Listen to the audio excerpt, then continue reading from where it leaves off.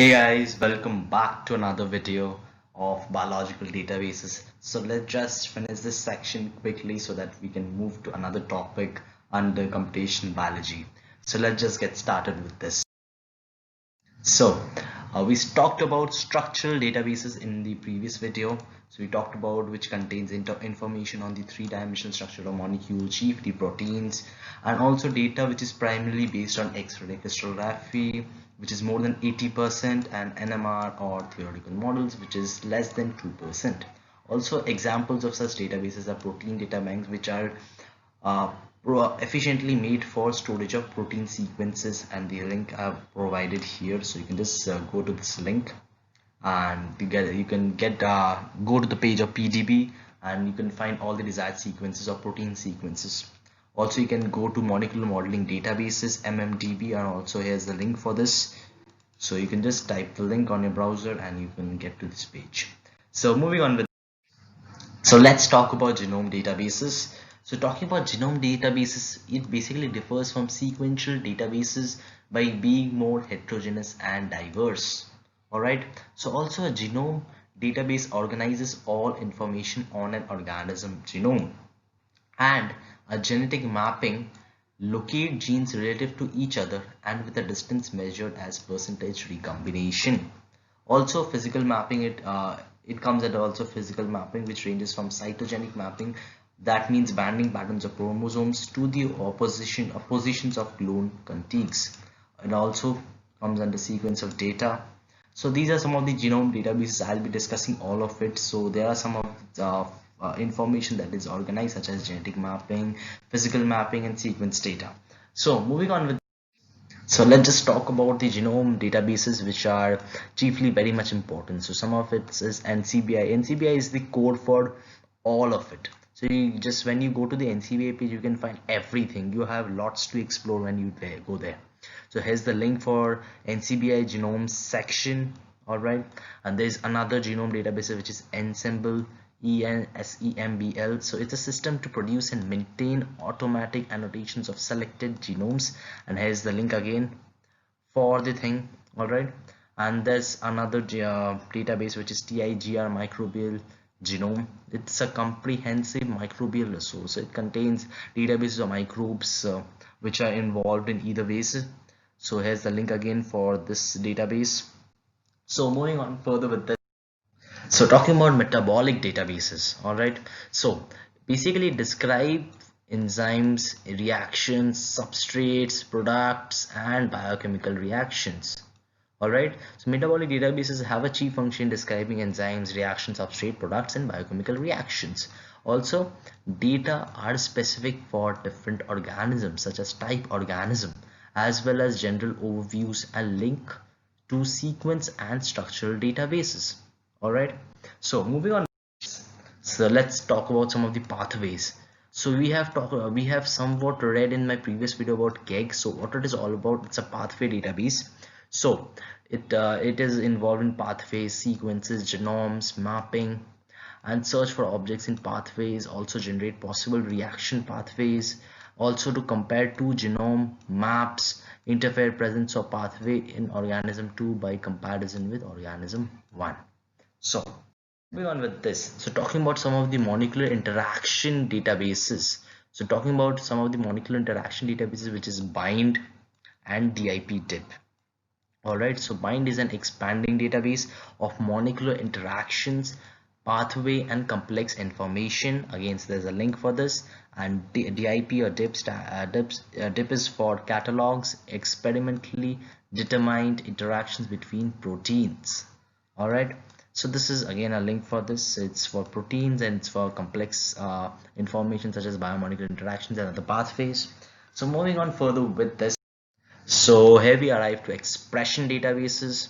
So there are many databases under computational biology. You just need to remember the names, which under which databases, where what is its function. That's it.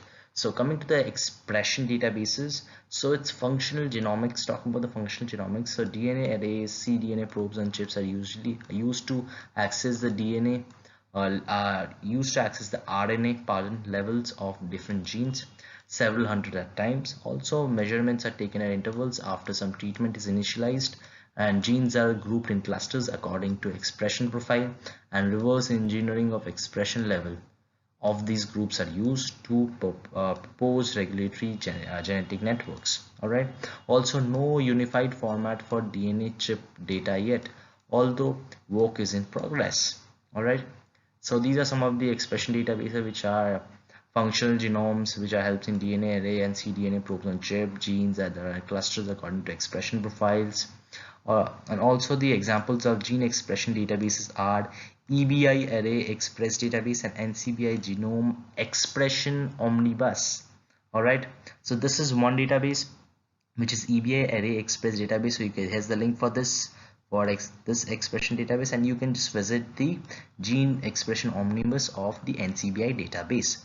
So moving on further with this, so let's talk about some more databases such as phylogenetic databases. So in this, the primary repositories and secondary data analysis and interpretation database. It's basically a primary and secondary database, and the primary database contains information on the result of phylogenetic analysis, so which includes formation of trees, taxonomic names, and data and other assumptions on which the analysis are based. Also, secondary databases contain interpretation and assembled phylogenetic hypothesis of all kinds of taxa.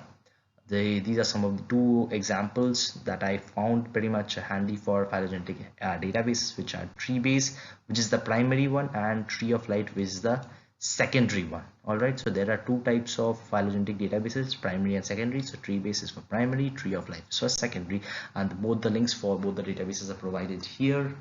Moving on further with this, let's talk about database search systems.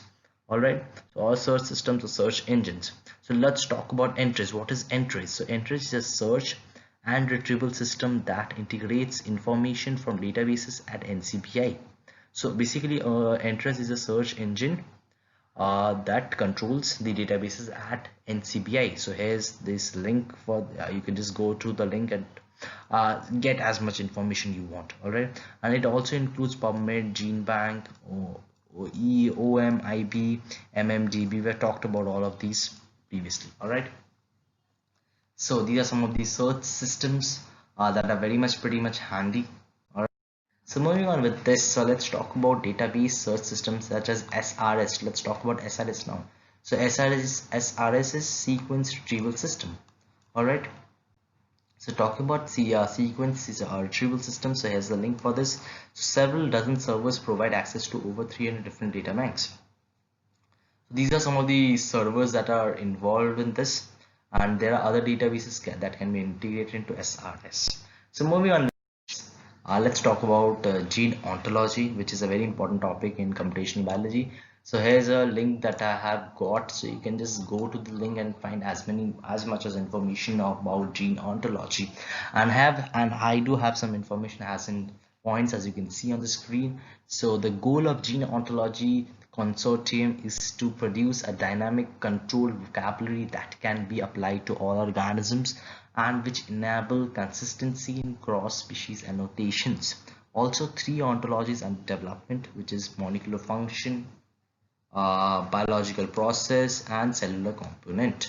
So moving on to this, so let's talk about some of the literature databases. So here's the link for this. You can just go through the list and find all sorts of literature database. You'll find a list of PDF which you'll find all the literature databases. So moving on with this, so let's go through the applications about whatever we have studied about databases now. So this is some good pie chart made about different types of function applications oriented things. So as you can see, these are contained bioinstrumentation of 10%, bioengineering of 6%, bioinformatics of 14%, contract and R&D of 18%. So like this, you can just pause this video and check this out.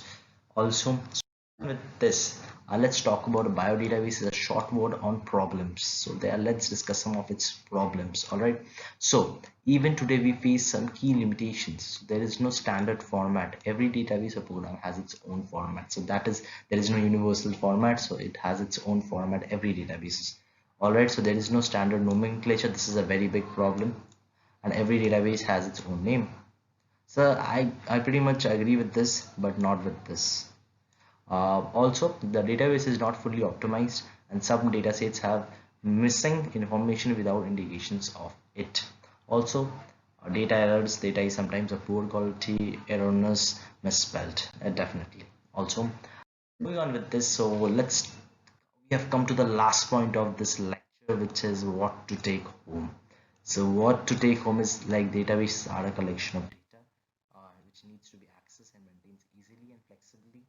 Biological information is vast and sometimes very redundant. Also, talking about distributed databases, which brings it all together with quality controls, cross-referencing, and standardization. Also, computers can only create data, they do not give answers. So that is some basic knowledge that I thought of giving you. So that's it from my video. So thank you for watching this video. I'll be back with another video very soon. So thanks for watching my video. Stay tuned for more.